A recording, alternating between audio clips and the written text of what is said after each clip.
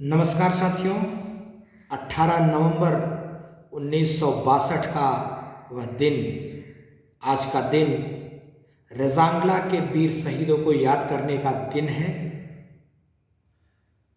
1962 की वह 17 नवंबर की काली रात सुबह 4 बजे 13 कुमायूं रेजिमेंट के जवानों को खबर मिली कि चाइना के 1300 सैनिकों ने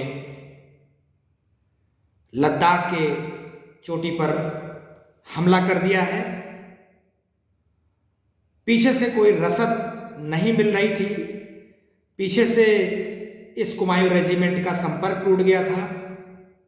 बावजूद इसके अपने पुराने हथियारों के साथ, जो कि उस समय द्वितीय विश्व युद्ध में प्रयोग किया करते थे, ऐसे हथियारों के साथ हमारे देश के जवानों ने 13 कुमायूं रेजिमेंट के जवानों ने अदम्य साहस का परिचय देते हुए 1300 चीनी सैनिकों को मौत के घाट उतार दिया था। और इस लड़ाई में 124 में से 114 लोग शहीद हो गए थे।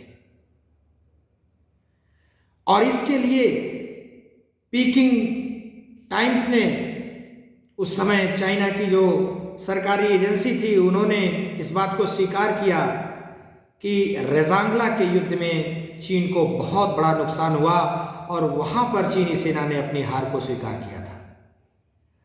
भारतीय सैनिकों के इस अदम्य साहस से चीनी सेना के आगे बढ़ने के मंसूबे पस्त हुए और उन्होंने अपनी बिखरी हुई लाशों को लेकर वापस लौटना में ही भलाई समझी।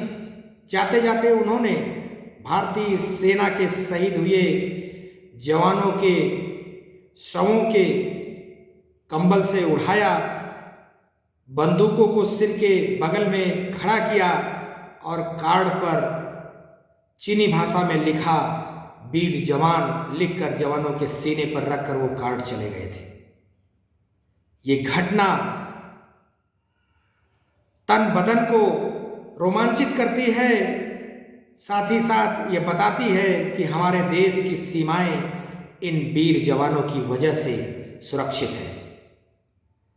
रेज़ांगला के इस युद्ध के बाद से ही, जिसमें 124 कुमायूं रेजिमेंट के बहादुर वीर अहीर जवानों ने ये युद्ध किया था, उसके बाद से ही अहीर रेजिमेंट की मांग हुई और वर्तमान समय में यह मांग केंद्र सरकार के रक्षा मंत्रालय के पास लंबित है और जल्द ही इस पर एक निर्णय होगा। क्योंकि जिस तरीके से तमाम रेजिमेंट और बनाई गई हैं, राजपूताना रेजिमेंट, उसी तरीके से अहीर रेजिमेंट की भी मांग काफ़ी समय से चल रही है। कुमायूं रेजिमेंट का एक गौरवपूर्ण इतिहास रहा है। उन्होंने 62 के युद्ध में चीन की सेना को बहुत बड़ी क्षति पहुंचाई और देश और दुनिया के सामने एक बड़ा संदेश रखा था। साथ ही साथ मेजर शैतान सिंह भट्टी के नेतृत्व में रेज़ांगला का युद्ध इतिहास के गौरवपूर्ण पन्नों में अमर हो गया।